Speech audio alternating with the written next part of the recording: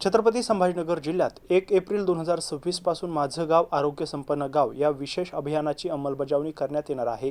या पार्श्वभूमीवर जिल्हा आरोग्य अधिकारी डॉक्टर अभय धानोरकर यांनी सर्व ग्रामपंचायतींनी सक्रिय सहभाग घेऊन गावच्या आरोग्य वृद्धीसाठी पुढाकार घ्यावा असं आवाहन केलंय।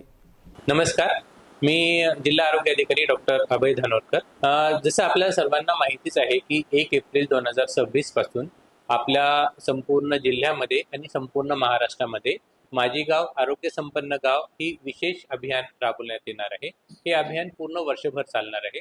याच्यामध्ये गावामध्ये जे नागरिकांचं आरोग्य आहे ते सुदृढ कसे असतील नागरिक आणि वेगवेगळ्या जे आरोग्यांच्या वेगवेगळ्या ज्या योजना आहेत त्यांचा त्यांना कसा लाभ मिळेल आणि आजारी पडण्यापासून त्यांना आपण प्रतिबंध कसा करू शकू याबद्दल एक पूर्ण वर्षभर मोहीम चालणार आहे।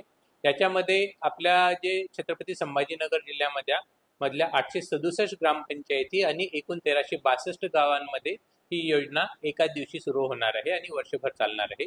तर त्यासंबंधी या मोहिमेचा जो मूळ उद्देश आहे की ग्रामीण भागामध्ये दर्जेदार आरोग्य सेवा देणे आणि ग्रामीण भागातील लोकांचं आरोग्य हे सुदृढ राखण्यासाठी मदत करणे।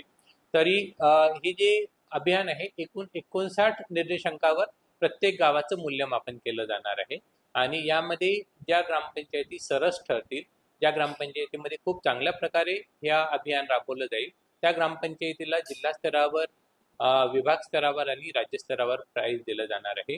राज्य स्तरावरचं प्राइज आहे ग्रामपंचायतीला प्रथम आल्यास 5 कोटी रुपयाचं मिळणार आहे।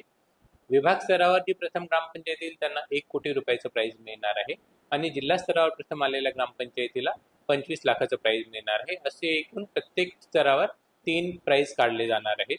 तरी मी सगळ्या ग्रामपंचायतींना असं आवाहन करतो की त्यांच्या ग्रामपंचायत अधिकारी तसेच त्यांच्या सरपंचांच्या मदतीने सर्वांनी सदर अभियानामध्ये रजिस्टर करावं।